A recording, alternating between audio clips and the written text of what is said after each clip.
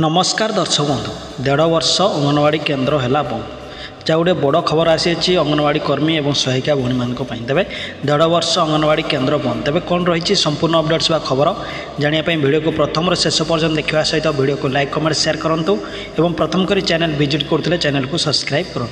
जहाँफल आपण मैंने देश विदेश और अंगनवाड़ी टिकनिकी खबर व अपडेट्स पाइपर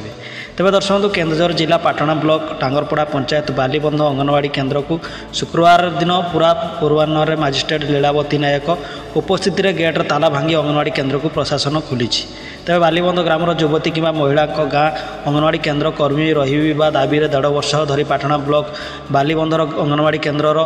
ताला पकाई ग्रामवासी तेज ग्रामवासी तालाटी 1.5 वर्ष पकाई रखिते और ग्रामर आशायी को नियुक्ति दे अन्य गाँव जड़े आशायी को नियुक्ति कहीं देले सरकार एने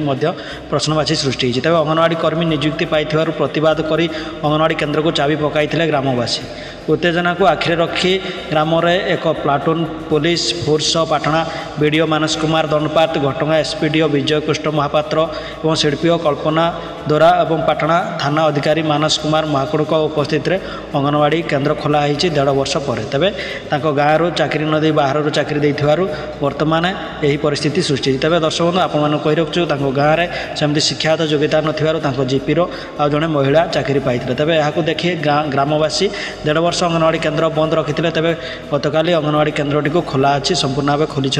सरकार निर्देश क्रमे